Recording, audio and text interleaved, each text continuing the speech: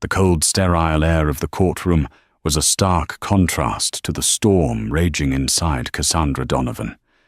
At 8 months pregnant, every breath was a battle, but the hardest part was watching the two people who had destroyed her life. Her husband, Roland, sat beside his lawyer, looking like a victim. And in the front row of the gallery, impeccably dressed and smirking, was Jessica Lang, the other woman. As Cassandra's lawyer laid out the case for fair support for the coming child, Jessica leaned over and whispered, just loud enough for Cassandra to hear, "Waddling for sympathy. Now are we, don't worry. He'll have a real family soon." The barb struck deeper than any legal argument.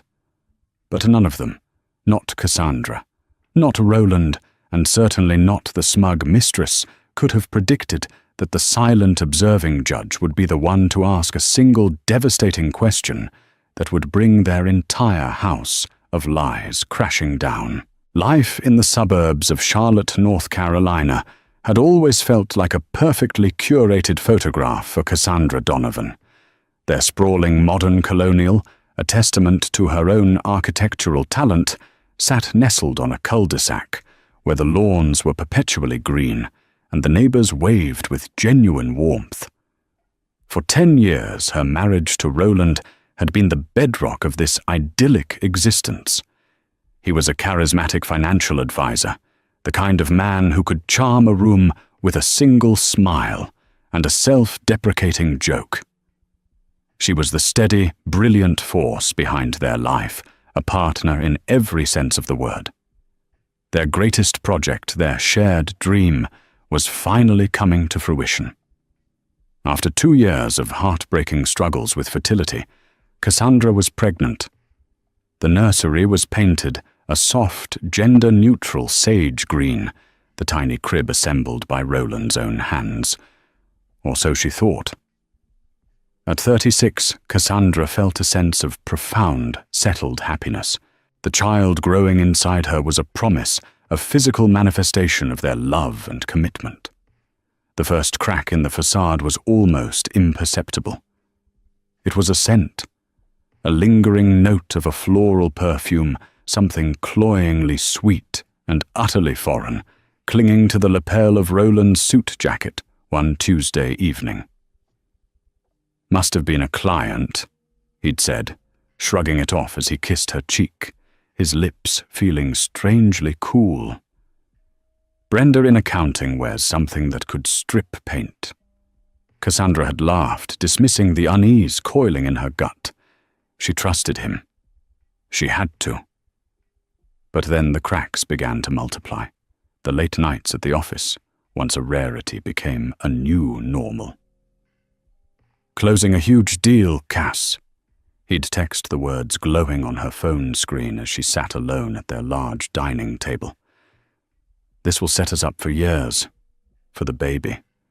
His excuses were always wrapped in the language of their future, making them impossible to question without sounding ungrateful or suspicious. He grew protective of his phone, angling it away from her when it buzzed, a habit he'd never had before. Their easy intimacy began to fray. He'd come to bed late, long after she had fallen into a restless, pregnancy-induced sleep, and he would roll away from her, creating a chasm in their king-sized bed that felt miles wide. He blamed it on stress, on the pressure of the deal, on his anxiety about becoming a father. And Cassandra, wanting to be the supportive wife, accepted it. She cooked his favorite meals, drew him relaxing baths, and told herself this was just a phase, a storm before the beautiful calm of parenthood. The breaking point arrived on a sweltering July afternoon. She was searching for the warranty papers for their new dishwasher in the home office, a space he had claimed as his own. She opened a drawer in his antique mahogany desk, a place she rarely ventured. Tucked beneath a stack of old bank statements was a thin, folded receipt from a boutique hotel downtown called the Icarus, a trendy romantic spot they had never been to together. The date was from 3 weeks prior, a Wednesday he had supposedly been working until 2 a.m. to finalize the quarterly reports. The charge was for 1 night, a suite, and 2 sunrise cocktails from room service. The air left Cassandra's lungs. Her hand, resting protectively on her swollen belly, began to tremble. It could be a mistake. It had to be. Maybe he'd put up a client there. But why would he hide the receipt? Her heart hammered against her ribs as she saw another folded piece of paper beneath it. It wasn't a receipt. It was a card, the front of it embossed with a single elegant J. Her fingers felt clumsy as she opened it. The handwriting inside was a feminine looping script. Rowie, last night was beyond anything I imagined. Forgetting the world exists with you is my new favorite pastime. I can still feel your hands on me, counting down the seconds until we can be in our bubble again. All my love is yours. J. The world tilted on its axis. Rowie. No one called him Rowie except his late mother. The intimacy of the name was a physical blow. The words on the card weren't just about a physical act. They spoke of a shared world, a bubble she wasn't a part of. The baby inside her gave a sudden sharp kick, as if sensing its mother's distress. Cassandra sank into Roland's plush leather office chair, the scent of his cologne, the one she had bought him for their anniversary, rising from the fabric. It was a scent she had always associated with safety and love. Now it smelled of deceit. The gilded cage she had so carefully helped build had been a lie all along. The man she had loved, the man whose child she was carrying, was a stranger, and somewhere out there, a woman with the initial J was living a part of his life that Cassandra never even knew existed. The silence of the perfect house was suddenly deafening, filled only with the sound of her own shattering heart. The evening Roland came home, Cassandra was sitting in the dark, the damning hotel receipt, and the intimate card laid out on the polished surface of the kitchen island, like evidence at a crime scene. The house was silent, the air thick with unspoken words. He walked in, humming a cheerful tune, loosening his tie as he always did. "Hey, honey, you won't believe the day I had—" he began, then stopped short, his eyes adjusting to the dim light. He saw her expression. Then his gaze dropped to the items on the island. The color drained from his face. The charming, confident mask he wore for the world dissolved, revealing a cornered, panicked man. "Cass, what is this?" he asked, his voice a weak imitation of his usual bravado. "I think you know, Roland," she said, her own voice eerily calm. The storm of grief had passed, leaving behind a chilling resolve. "Who is Jay?" The lies came first, clumsy and desperate. It was a prank from a guy at work. It was an old card from a former client. He'd helped a friend who was having an affair book a room. Each lie was more transparent than the last, and with each one, a little more of the man she thought she knew crumbled away. "Stop it, Roland," she finally said, her voice rising. "Just stop lying. For 10 years I thought we had honesty. If we have nothing else left, please just give me that." He finally broke. He sank onto a stool opposite her, running his hands through his perfectly styled hair. He confessed. Her name was Jessica Lang. She worked in the mergers and acquisitions department at his firm. It had started 6 months ago, he claimed, as a flirtation over coffee, a shared laugh during a stressful project. He painted it as a mistake, a moment of weakness under the immense pressure of his job and the impending responsibility of fatherhood. "It meant nothing, Cass." He pleaded, his eyes welling with tears she now suspected were performative. "You and the baby. You're my life. It was a stupid, meaningless distraction. I'll end it. Tonight. I swear." But Cassandra, the architect, had always been good at seeing the flaws in a structure, and his story was full of them. The card didn't read like a meaningless distraction. It read like a love letter. "Let me see your phone," she demanded. Panic flashed in his eyes again. "Cass, don't do this. It'll only hurt you more." "It can't possibly hurt more than this," she whispered. "Show me your phone, Roland." With trembling hands, he unlocked it and handed it over. Her fingers, guided by a terrible intuitive dread, went straight to his messages. He had deleted the main thread with Jessica, but he had forgotten about the cloud backups and the shared photo albums. There they were, dozens of pictures. Jessica Lang, a stunning, sharp-featured brunette with predatory eyes wrapped around her husband. Pictures of them at the Icarus, clinking champagne glasses. Pictures from a weekend trip to the coast. She knew nothing about Roland, smiling more broadly than he had with her in years. And then the texts. He hadn't deleted everything. She found a thread with his best friend, Mark. "Mark, are you insane? Cass is pregnant. You have to end it with Jessica." "Roland, I know.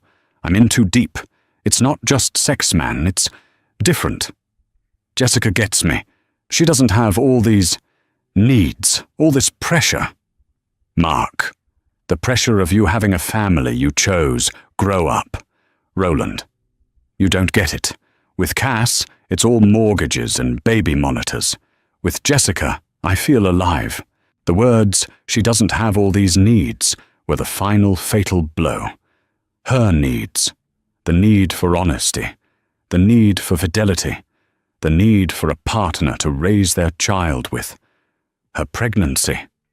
The thing she thought was their shared miracle had been reframed as a burden, a pressure point he needed to escape from. She pushed the phone back across the island, her hands clean of it. The numbness was gone, replaced by a white-hot, clarifying anger. This wasn't a mistake. This was a choice. He had been living a double life funded by their joint finances, while she was at home, carefully building a nest for their family. "Get out," she said the words, low and dangerous. "What, Cass? No. Let's talk about this. We can fix this. We have to for the baby," he cried, grabbing for her hand. She recoiled as if burned. "Don't you dare use our child as a shield for your betrayal." She seethed, standing up, the full weight of her belly, a sudden heavy anchor. "You talk about my needs. My need right now is for you to get out of my house. The house I designed. The house I am paying for with money I earned." The fight lasted for hours. It was ugly and raw. He accused her of being emotionally distant during the pregnancy, of being more focused on the baby than on him. He gaslit her, twisted her love and support, into neglect, her fatigue, into disinterest. It was a masterclass in narcissistic deflection, and it was the moment Cassandra Donovan, the loving wife, died. In her place, a mother fierce and protective was born. She finally walked to the front door and opened it wide. "If you are not out of this house, in 10 minutes, Roland, I will call the police and have you removed for trespassing. And then I will call my lawyer." The finality in her voice finally registered. He stared at her, his face a mask of disbelief, as if he couldn't comprehend that his actions had real, permanent consequences. He gathered a few things in a daze and walked out into the humid Carolina night, the door clicking shut behind him, severing their 10-year marriage with a single definitive sound. Cassandra leaned her head against the cool wood of the door, placed both hands on her belly, and for the first time allowed herself to sob. Not for the loss of her husband, but for the loss of the future she had so foolishly believed was real. The unraveling was complete. Now the battle would begin. The weeks that followed were a blur of legal consultations and financial forensics. Cassandra hired David Chen, a calm, methodical divorce attorney, whose demeanor was a soothing balm on her frayed nerves. Chen was sharp, empathetic, and most importantly, he never once made her feel like a victim. "Cassandra," he said during their first meeting, his office a sanctuary of leather-bound books and quiet competence. The family court system in North Carolina aims for equitable distribution, but equitable isn't always equal. Roland's infidelity, while emotionally devastating, won't be the primary factor in the division of assets. The court will focus on finances. We need to get a clear picture of everything you own, everything you owe, and everything he earns. The first salvos from Roland's legal team were fired almost immediately. He hired a notoriously aggressive lawyer, a shark named Peterson, who was known for bleeding his clients' opponents dry emotionally and financially. Their opening move was a petition claiming that the house, despite being their marital home, should be considered Roland's separate property. He argued that the down payment had come from an inheritance he received years before they were married, a blatant lie. Cassandra had the bank statements to prove the down payment came from her own premarital savings, a reward for a major architectural design she had sold. It was the first clear sign of their strategy to lie, to obfuscate, and to drain her resources, fighting battles that were patently false. They were trying to exhaust her. The discovery process became a war of attrition. Roland's financial declarations were a work of fiction. He claimed his income had been drastically cut due to market volatility, despite having bragged about his massive deal of a lifetime just months before.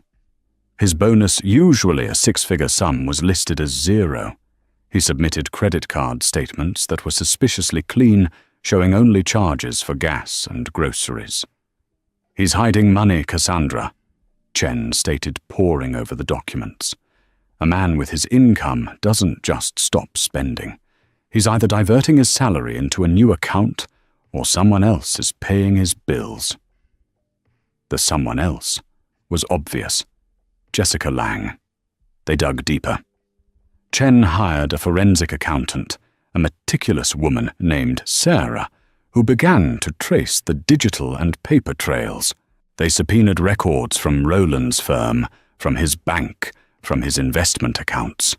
Each request was met with resistance and legal challenges from Peterson, who filed motion after motion to delay and obstruct. The legal fees were mounting, eating away at the savings Cassandra had so carefully guarded. Roland's cruelty became personal. He froze their joint checking account without warning, leaving Cassandra stranded at a grocery store, her card declined, for a cart full of food. Humiliation washed over her as she had to abandon the items, her cheeks burning with shame. He was trying to control her, to make her desperate and force her into a quick, unfavorable settlement. But he underestimated her. Cassandra, the architect who could manage million-dollar construction projects and juggle contractors, was not easily broken. She systematically separated her finances, opened new accounts, and began documenting every single expense. She took on freelance design work she could do from home, working late into the night after her pregnancy-related exhaustion had subsided, determined not to let him starve her into submission. The legal battle extended to the baby. Roland's lawyer filed a motion demanding a pre-birth paternity test, planting a seed of doubt about her fidelity in a public legal document. The accusation was so vile, so far from the truth, that it made Cassandra physically ill. Chen assured her it was a standard, disgusting tactic. "They want to provoke an emotional reaction from you on the stand," he explained, his voice tight with anger on her behalf. "They want to paint you as hysterical and unstable. Don't take the bait. We agree to the test. It will prove he is the father, and his malicious suggestion will backfire on him with the judge." Cassandra agreed, though the violation felt profound. She was being forced to prove the legitimacy of the child she was carrying, a child conceived in a marriage she had cherished. It was a calculated move to inflict pain, and it was undoubtedly Jessica's influence. This level of personal viciousness had her fingerprints all over it. As they prepared for the first preliminary hearing, Sarah, the forensic accountant, made a breakthrough. While Roland's personal spending had vanished, the corporate expense account he controlled at his firm had seen a dramatic spike in activity. There were lavish dinners at the city's most expensive restaurants, charges for designer clothing stores, where Cassandra knew he never shopped, and a recurring monthly payment to a luxury car leasing company for a vehicle she didn't recognize. "He's not just hiding his income," Sarah concluded, pointing to a highlighted spreadsheet. "He's using his company as a personal piggy bank. He's writing off his affair as a business expense, and I have a strong suspicion I know who is benefiting from this largesse." The battlefield was set. It wasn't just about a broken marriage anymore. It was about fraud, deceit, and a coordinated effort to strip a pregnant woman of her financial security. Cassandra placed a hand on her belly where her baby was kicking with insistent energy. It was no longer just her fight. She was fighting for her child's future, and she would not let them win. In the initial weeks of the separation, Jessica Lange had been a phantom, a name in a text message, a face in a photograph. But as the legal battle intensified, she stepped out of the shadows and began a campaign of psychological warfare that was as audacious as it was cruel. She was no longer content to be the secret. She wanted to be the victor, and she wanted Cassandra to witness her triumph. It began subtly online. Jessica, whose social media profiles had been private, suddenly made them public. Her feed became a curated highlight reel of her life with Roland. There was a photo of them clinking wine glasses on a balcony overlooking the city skyline with the caption, "To new beginnings with the one who was always meant for me." Roland wasn't tagged, but his profile, the one still filled with pictures of him and Cassandra, was a single click away for any mutual friend to see. Then came a picture of her hand, a massive diamond ring on her finger, resting on the gear shift of an expensive car. "Feeling so blessed," the caption read. "Some things are just worth the wait." It wasn't an engagement ring, not yet, but it was a clear and deliberate provocation. Cassandra recognized the interior of the car from the leasing documents Sarah had uncovered, a brand new Porsche Taycan. It was a car Roland had once told her was an irresponsible extravagance. Apparently, his definition of irresponsibility had changed. Cassandra's friends were furious, sending her screenshots with angry messages.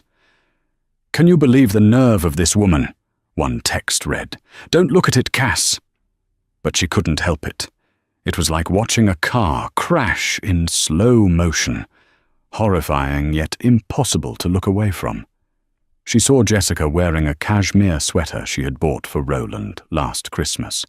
She saw them dining at a small Italian restaurant that had been her and Roland's special anniversary spot. Jessica was not just taking her husband. She was systematically colonizing her life, stealing her memories, and flaunting them as her own. The digital harassment soon bled into the real world. One afternoon, while Cassandra was at a maternity boutique in a quiet part of town, she looked up to see Jessica Lange standing across the street, talking on her phone, staring directly at her. There was no pretense of coincidence. Jessica held her gaze for a long, uncomfortable moment, a smug, triumphant smile playing on her lips, before she turned and walked away. The message was clear. "I can find you anywhere. There is no space that is sacred, no part of your life I can't touch." The incident left Cassandra, shaken her heart, pounding, with a mixture of fear and rage. She felt hunted. Her home, once a sanctuary, now felt like a fortress under siege. She started to double-check the locks at night and avoided going out alone unless absolutely necessary. But Jessica's most brazen move was yet to come. A package arrived one morning via courier. It was a small, elegantly wrapped gift box with no return address. Cassandra's first instinct was to throw it away, suspecting another cruel trick. But a morbid curiosity got the better of her. Inside, nestled on a bed of black tissue paper, was a single expensive silver baby rattle from Tiffany & Co. Tucked beneath it was a small embossed card. Couldn't resist. Hope he has his father's eyes. Looking forward to being a part of his life. XO J. The audacity was breathtaking. The rattle wasn't a peace offering. It was a threat. It was a declaration that even her child, the one pure and innocent thing in this entire mess, was not off limits. Jessica was asserting her claim, positioning herself as the future stepmother before the baby was even born. She was trying to get inside Cassandra's head, to make her feel powerless, to make her believe that resistance was futile, because Jessica had already won. Cassandra called David Chen, her voice trembling with fury. "This has to be illegal. This is harassment, stalking." "It's a grey area, Cassandra, and she knows it," Chen said, his tone grim. "She's not making a direct threat. She's being psychologically abusive, and that's incredibly difficult to prove in a way that the court will act on. She's goading you. She wants you to lash out, to send an angry text to call her. Don't do it. Everything you do from now on has to be through me. We will log this incident. We will document everything. Her arrogance will be her downfall." Cassandra took a deep breath, clutching the cold silver rattle in her hand. Chen was right. This wasn't just about passion or misplaced love. This was a calculated power play. Jessica wasn't some lovesick girl. She was a predator, and she was enjoying the hunt. She wanted to see Cassandra broken, to see her crawl away with nothing. That evening, Cassandra took the silver rattle and the card, placed them in an evidence bag, and handed it to Chen's paralegal. She was done being the victim. She was done being afraid. Jessica Lang wanted a war, and she had no idea who she was fighting. Cassandra Donovan wasn't just a pregnant wife. She was an architect. She knew how to build things, but she also knew that sometimes to build something new and strong, you had to first be willing to burn the old structure to the ground. And she was finally ready to light the match. The day of the preliminary hearing arrived on a humid, oppressive August morning. The Mecklenburg County Courthouse was a hive of quiet misery, its hallways filled with people on the worst days of their lives. Cassandra, now nearly 8 months pregnant, felt conspicuous and vulnerable. The baby was pressing on her ribs, making each breath a conscious effort. David Chen walked beside her, a calming presence, his briefcase filled with the financial documents that told the real story of her marriage. The purpose of the hearing was to set temporary support orders, alimony for her, and crucially, prenatal and future child support. It was a trial in miniature, a preview of the main event to come. Roland and his lawyer Peterson were already seated at the plaintiff's table when they entered. Roland looked haggard, but he wore a bespoke suit, a carefully crafted costume of success that contradicted the narrative of financial ruin he was about to present. He refused to meet Cassandra's eyes, focusing instead on a point on the far wall. But it was the figure in the public gallery that made Cassandra's breath catch. Jessica Lang was sitting in the front row, directly in Roland's line of sight. She was dressed not in a flashy, inappropriate manner, but in a subtle, expensive, dark grey sheath dress, her hair pulled back in a severe professional bun. She looked like a supportive corporate wife, an image so calculated it was chilling. She offered Cassandra a small, pitying smile as she sat down, an expression that said, "Look at you all alone and pregnant. Look at me, the woman who holds his future." The hearing began. Peterson painted a grim picture of Roland's financial situation. He presented doctored pay stubs and a letter from Roland's firm, likely co-signed by a complicit superior, stating that due to a corporate restructuring, his commission-based income had been eliminated for the foreseeable future. He was now, Peterson argued, on a modest base salary that barely covered his own living expenses. "Your Honor," Peterson argued, his voice dripping with false sympathy, "Mr. Donovan is heartbroken about the dissolution of his marriage, but he cannot be expected to provide a lifestyle that he himself can no longer afford. He is prepared to offer a token amount of support for the child, but any spousal support is at this time completely out of the question." It was a masterful performance of lies. When it was Chen's turn, he methodically began to dismantle it. He presented Rowland's income statements from the previous 3 years, showing a consistent and substantial 6-figure earning history. He introduced the corporate expense reports Sarah had uncovered. "Your Honor," Chen said, his voice, "even Mr. Donovan claims poverty. Yet, in the last 6 months, his corporate American Express has been used for over $40,000 in expenses that appear to be personal in nature. Dinners for 2 at Bernardine's Weekend Hotel, stays purchases at Neiman Marcus. Are these the expenditures of a man facing financial ruin?" Peterson was on his feet instantly. "Objection. Those are legitimate business development expenses, Your Honor. Mr. Donovan's job requires him to entertain clients." The judge, a stern, sharp-eyed woman in her late 50s, named Maria Sanchez, peered over her glasses. "Sustained for now. But Mr. Chen, I trust you will connect these dots at the formal trial. For today, I am focused on declared income and immediate needs." Judge Sanchez seemed unimpressed by the theatrics from either side.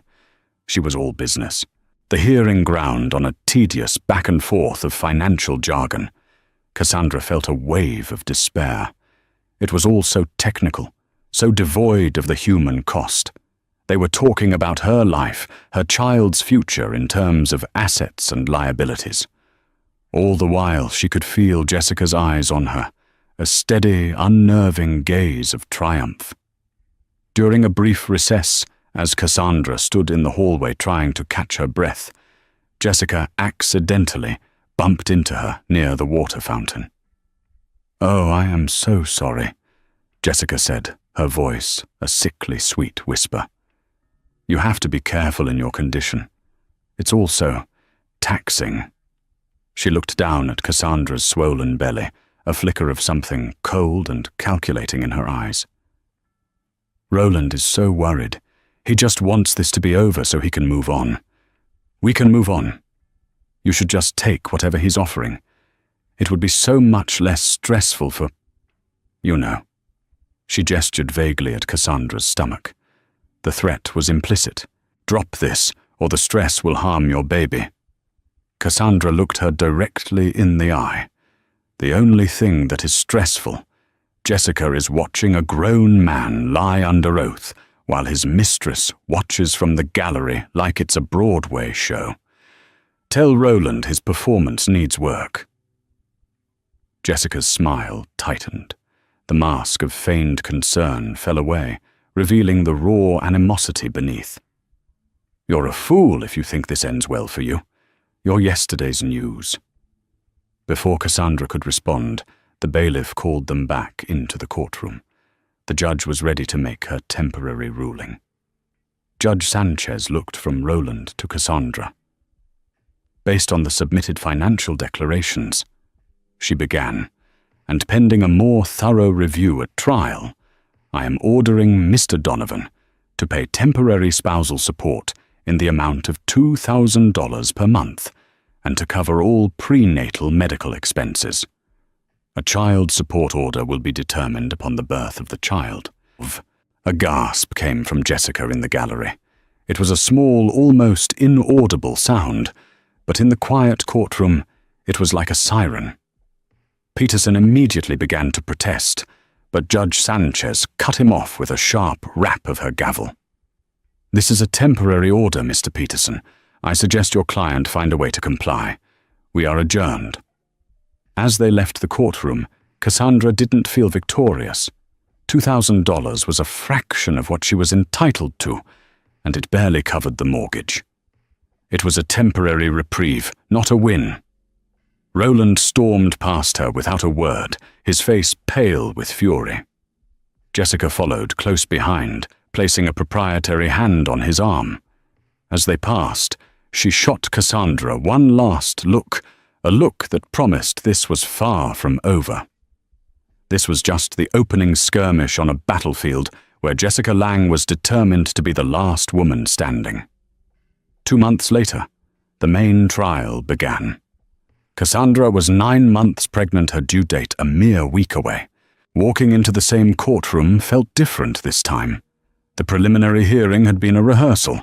This was the final performance. She moved with a slow, deliberate grace, her large belly a constant physical reminder of what was at stake.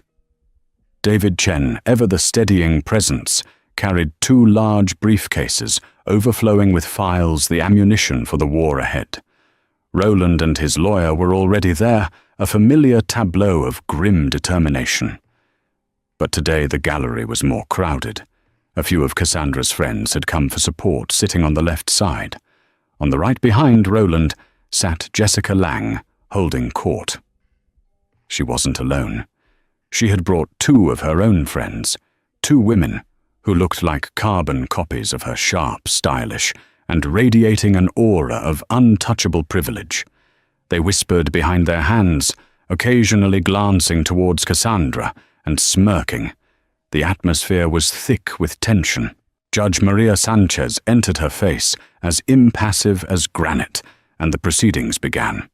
The first day was a grueling examination of financial records. David Chen and the forensic accountant, Sarah, took the stand, presenting their findings with meticulous detail. They showed the flow of money from Roland's business accounts into shell entities. They presented evidence of the Porsche lease, the lavish trips, the designer purchases, a lifestyle completely at odds with his claim of near poverty. Peterson Roland's lawyer was skilled at creating doubt. He cross-examined Sarah relentlessly, trying to portray her as a hired gun who was misinterpreting standard business practices. "So a business lunch with a potential client is now considered fraud, in your expert opinion, Ms. Jones?" he'd ask with dripping sarcasm. Roland took the stand late in the afternoon. Under Peterson's gentle questioning, he played the part of the beleaguered, heartbroken man. He spoke of the unbearable stress of his high-pressure job and the unfortunate but mutual breakdown of his marriage. He framed the affair with Jessica as a symptom of the marriage's end, not the cause. "I made mistakes," he said, looking at the judge with practiced sincerity. "But I am not a wealthy man. I am trying to rebuild my life just as Cassandra is. All I want is to provide what is fair for my child based on what I can actually afford." Cassandra watched him, a stranger in her husband's skin, weaving a tapestry of lies with such conviction that for a terrifying moment she almost doubted her own reality.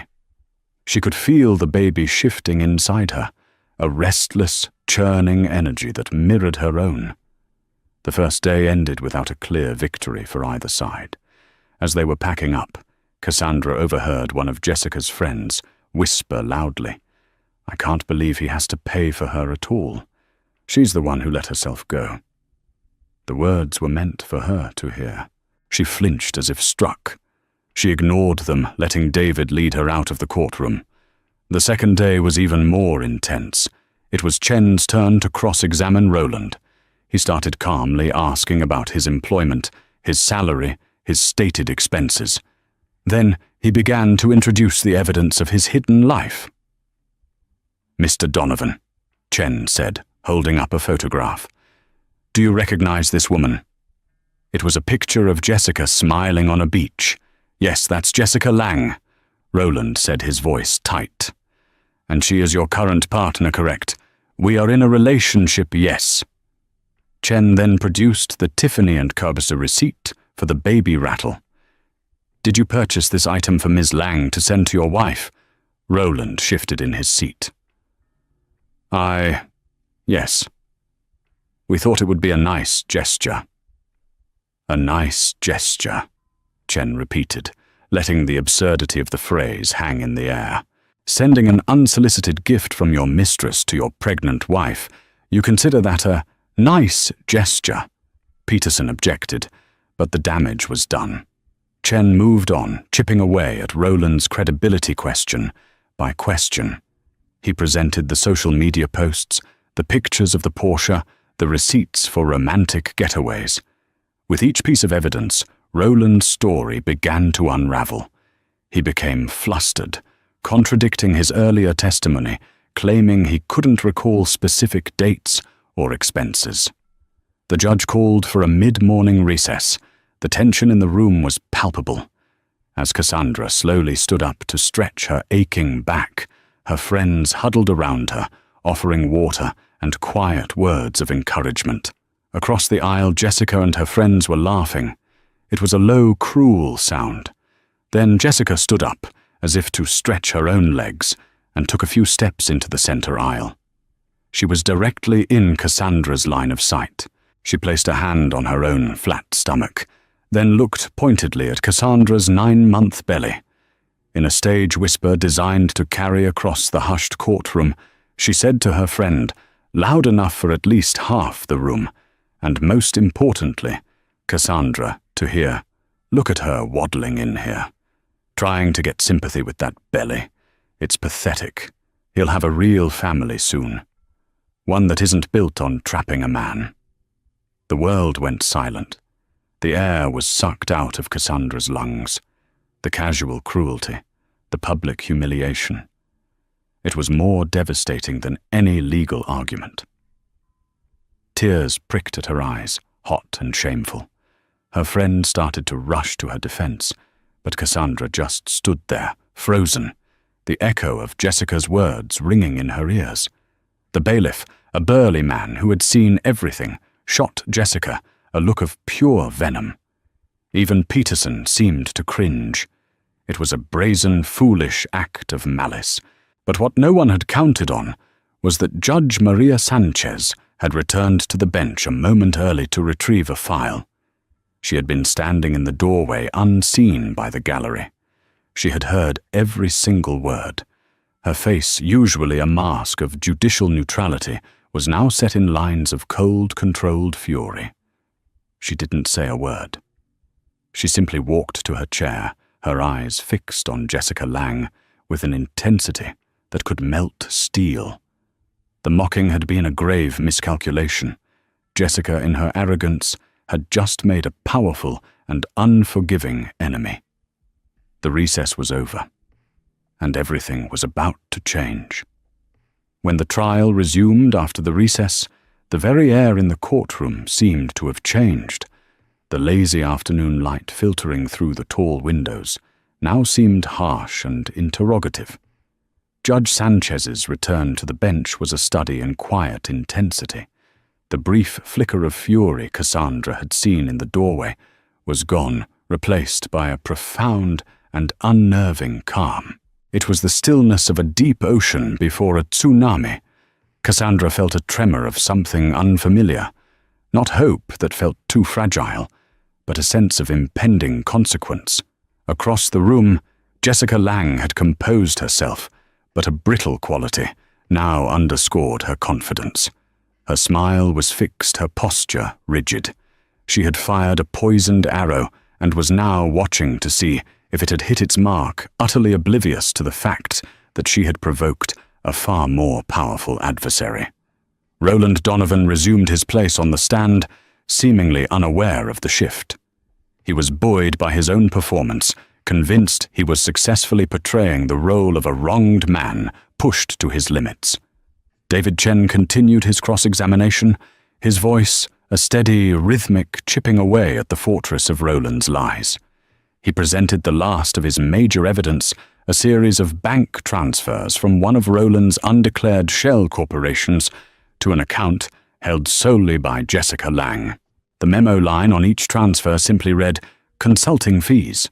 "Mr. Donovan." Chen asked, his tone deceptively mild. "Can you tell the court what sort of consulting services Ms. Lang, a mergers and acquisitions specialist at your own firm, provided to your private holding company?" Roland cleared his throat, adjusting his tie. "Jessica is brilliant. She offered strategic advice on potential private investments." "I see," Chen said, letting the lie breathe in the silent room. "And did you declare this business relationship, this exchange of thousands of dollars to your firm's compliance department, as is required? It was a private venture." Roland snapped his composure, finally beginning to fray. "It has no bearing on this." "It has every bearing, Mr. Donovan. It shows a pattern of financial entanglement and a lack of transparency." Peterson Rowland's lawyer rose for his redirect, sensing his client was losing ground. He needed to end the day on a high note to re-establish the narrative of Rowland as the victim.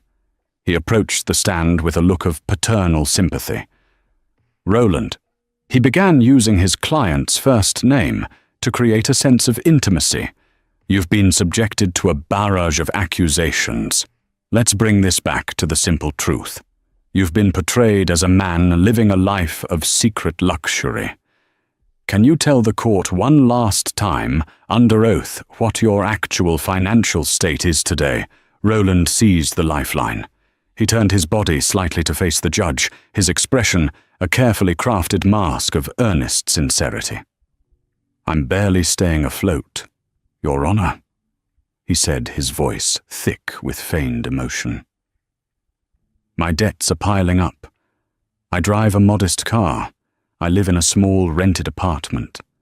After my basic expenses for survival are met, my discretionary spending is nearly zero. I simply don't have the money Mr. Chen claims I do." He finished the performance with a slight shake of his head, as if bewildered that anyone could think otherwise. He dared a glance at Jessica, who gave him the smallest, most affirming nod. Judge Sanchez watched him. Her fingers steepled her face, an unreadable cipher. She allowed a full 10 seconds of silence to pass after Peterson said, "No further questions." Then, just as David Chen was about to rise, the judge held up a single, slender hand. "Stay seated, Mr. Chen," she said, her voice cutting through the quiet room. She leaned forward, the fabric of her black robes rustling. Her focus narrowed entirely onto the man in the witness box. "Mr. Donovan," she began, her tone disarmingly soft. "I have just a few questions for you myself. You testified under penalty of perjury that your discretionary spending is nearly zero. Is that correct?" Roland, visibly relieved to be questioned by the judge instead of Chen, straightened his posture. "Yes, Your Honor. Absolutely correct. And you reiterated just now that you drive a modest car and live in a modest apartment." "Yes, Your Honor. A 3-year-old Ford Fusion and a 1-bedroom rental in North Charlotte." He was adding details, now trying to sell the lie with specificity. The judge nodded slowly. Her eyes drifted for just a fraction of a second over Roland's shoulder to the gallery. She didn't look at Jessica, but rather at the gleaming, ostentatious watch on her wrist and the ridiculously expensive designer handbag resting in her lap. Then her gaze snapped back to Roland, and the softness in her voice vanished, replaced by a core of pure steel. "Then can you please explain to this court?" She asked, each word delivered with chilling precision, the purchase of a 2025 Porsche Taycan, valued at $110,000, registered last month to a Ms. Jessica Lang at her address, for which the $5,000 down payment was made from an account in the Cayman Islands, traced back to a shell corporation owned by you. The silence that followed was not merely an absence of sound. It was a physical presence, a heavy, crushing weight that pressed down on every person in the room. The question was a masterpiece of legal annihilation. It wasn't an accusation. It was a verdict delivered as an inquiry. The judge hadn't just discovered a secret. She had mapped its entire anatomy, the make, the model, the value, the date, the recipient, the fraudulent account, the offshore location, and the direct link back to him. Cassandra stared, her mind struggling to process the sheer, devastating completeness of it all. She felt a gasp leave her own lips, soft and shaky. Roland Donovan's face went through a rapid, horrifying transformation. The confident mask melted away, revealing the terrified, fraudulent man beneath. The color drained from his skin, leaving it a waxy, sickly white. His mouth opened and closed like a fish on a dock, but no sound emerged. His eyes, wide with panic, darted from the impassive face of the judge to his lawyer. Peterson was frozen. The lawyer, the shark, was utterly stunned. His mouth was agape, his carefully prepared notes forgotten on the table before him. He had been prepared to fight the battles he knew about. This was an ambush from the one person in the room. He couldn't fight. In the gallery, a sharp metallic clatter broke the silence. Jessica Lang's designer handbag had slipped from her white-knuckled grasp and hit the floor. The mask of smug superiority had not just fallen. It had been shattered into 1,000,000 pieces. Her face was a canvas of pure, unadulterated terror. The Porsche, her ultimate trophy, the symbol of her victory over Cassandra, had just become the anchor that would drown them both. Your Honor, that—" Roland finally stammered his voice, a hoarse croak. That's a business asset, for client transportation." The lie was so pathetic, so desperate, that it was almost pitiful. "A business asset registered to your girlfriend, Mr. Donovan." Judge Sanchez cut him off, her voice dripping with contempt. "An asset you failed to declare on any of your sworn financial statements submitted to this court. An asset purchased with offshore funds, while you were simultaneously claiming you could not afford to support your unborn child. Every question was a nail being hammered into the coffin of his case. Perjury, contempt of court, financial fraud." The words hung in the air unspoken, but understood by everyone. I can explain." Roland choked out, his facade completely crumbled. "I'm sure you can—" Judge Sanchez said, her voice dropping to a dangerously low level that promised retribution. "And you will have the opportunity to do so.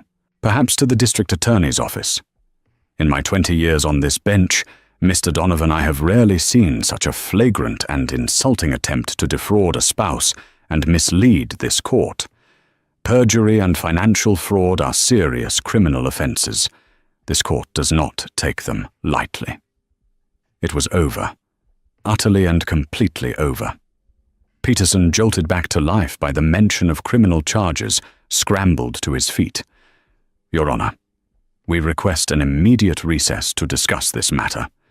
Judge Sanchez granted it with a curt nod.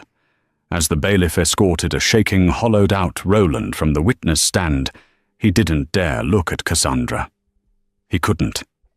His gaze fell upon Jessica, a desperate, pleading look in his eyes. But she wasn't looking at him. She was staring at the judge, her face a mask of dawning horror, as she realized her role in this was not just that of a mistress, but of a co-conspirator. The aftermath was a swift and brutal surrender. In the judge's chambers with Roland and a frantic Peterson, there was no negotiation. There were only terms. To avoid the judge formally referring the case for criminal prosecution, they would have to agree to every single one of David Chen's original demands, and then some. An hour later, they emerged. Cassandra stood tall as David Chen outlined the final binding settlement. She was awarded sole and exclusive ownership of the house, free and clear. Roland's claims were extinguished. He was ordered to pay a significant monthly child support payment, a figure the judge had calculated based on his true income backed by the evidence she had uncovered. He was to pay a lump sum spousal support payment, so large it would liquidate nearly every asset he had left. And finally, he was ordered to pay every last cent of Cassandra's legal fees. Cassandra walked out of the courthouse into the warmth of the late afternoon sun. Her friends surrounded her, their faces streaked with tears of relief. For the first time in nearly a year, the crushing weight on her chest was gone. She took a deep, clean breath, filling her lungs with the air of freedom. She didn't look back at the building that had housed so much of her pain. She didn't need to see Roland's ruin or Jessica's panicked retreat. Their story had reached its squalid end. Hers was finally ready to begin. 1 week later, in the peaceful, sterile quiet of a hospital room, Cassandra gave birth to a perfectly healthy, beautiful baby girl. She named her Lily. As she held her daughter so small and new against her chest, she felt a wave of profound peace. The fierce battle was over. The lies were silenced. The mocking was a distant, meaningless echo. She had not only survived, she had triumphed. She had protected her child, reclaimed her life, and emerged from the fire not scorched, but forged anew. She was an architect, and before her lay the beautiful, promising blueprint of a future she would design all on her own. That single question from a discerning judge didn't just win Cassandra a court case, it reclaimed her life. It was a powerful reminder that sometimes, in the face of overwhelming deceit and cruelty, the truth has a way of making itself heard. Cassandra and her daughter Lily built a new life, one filled with peace and genuine happiness, far from the shadows of betrayal. Roland and Jessica's world built on lies crumbled. They faced not only financial ruin but a federal investigation for fraud. Cassandra's story is a testament to the strength of a mother fighting for her child and the quiet power of justice. If her journey from heartbreak to triumph resonated with you, please take a moment to like this video and share it with someone who might need a reminder that integrity can win. Don't forget to subscribe and hit the notification bell for more real-life stories of justice and resilience. And please share your thoughts in the comments below. Have you ever witnessed a moment where one simple truth changed everything? We'd love to hear your story.